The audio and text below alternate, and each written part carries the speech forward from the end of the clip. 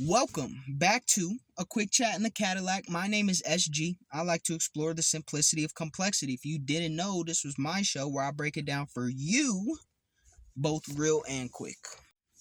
Today, I want to talk to you about something. Okay, this is for my advanced level motherfuckers out there. If you on the advanced level, you gonna want to hear this. Now, there's a huge self-improvement culture out there. And they talk about many things across the spectrum, whether it's in the spiritual niche or the financial niche or the professional niche, the artistic niche.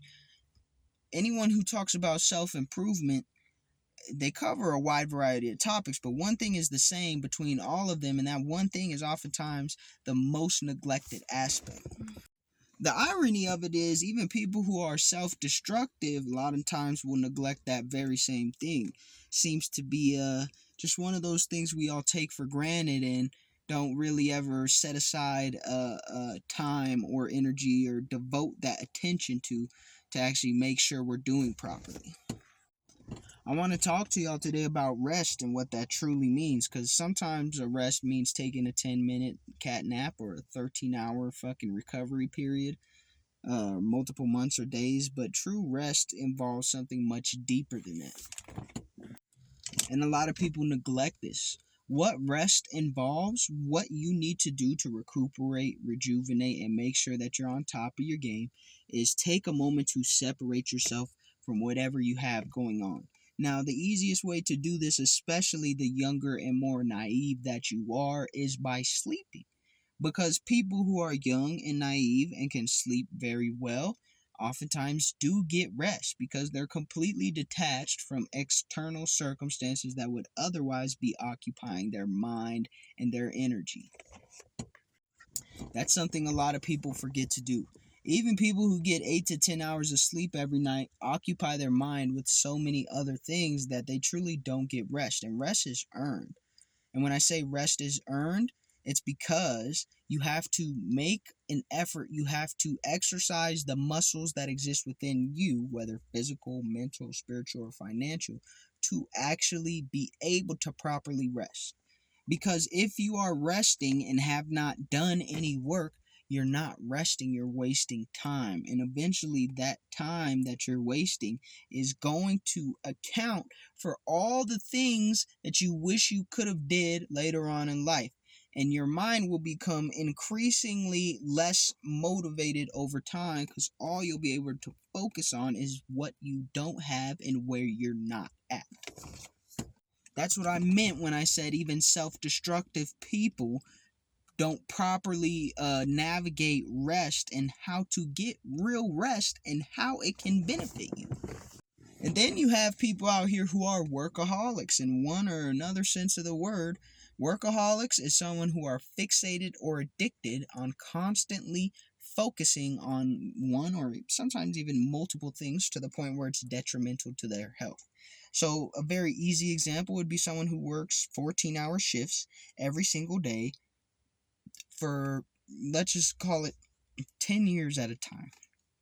All right, every 10 years they take some time to rest, and then they get right back to the grind. That person will be worn down in more ways than one.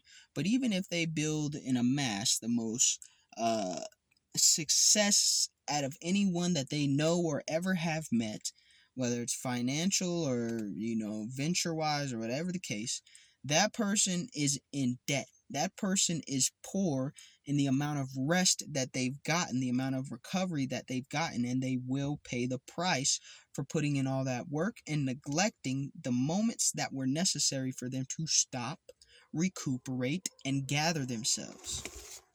Oftentimes, that's also a self-destructive behavior because eventually your body, your mind, your spirit, your soul will be so exhausted that you will no longer be able to move forward and make progress. You'll be in a sense of delusion or deprivation of rest or sleep to the point where you can no longer think straight. You're almost living in a psychosis.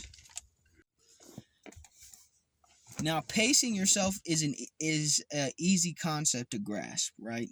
Oh, you can't do too much at once. You have to give things space to breathe. but it's a whole lot more focused than individuals may realize. Sitting down on the couch and eating popcorn and watching a movie may not be rest if you're very invested in the movie and everything going on there. That's one form of your attention, time, and energy being occupied. You could also be occupied with many other things at the same time. Like you could be sitting down on the couch, staring at a movie screen, thinking about all the problems that you have in life. And at that point, you're not giving yourself space to rest. Resting means being present, whether it's in a physical state of sleep or not. Resting means being present, and being present means existing in a state of pure observatory energy. Okay, I'm going to break that down for you, but pure observatory energy. That means all you were doing is noticing right now. You can notice the air on the back of your neck. You can notice the way that your stomach hurts after you ate all that damn Popeyes chicken. You can notice the way your body aches after you did a workout. It's grueling and lots of labor. But if you just sit and be present in the moment, whether it's good things that you're noticing or maybe not as good feeling things that you're noticing, it's so much more beneficial to you than actively trying to solve these problems, actively worrying or going over things that you need to do, have done, or currently doing. Being present is like existing in a state of nothingness, and it sounds so silly and Kung Fu Shaolin Guru. It sounds like just mumbo jumbo, but existing in a state of nothingness is just being.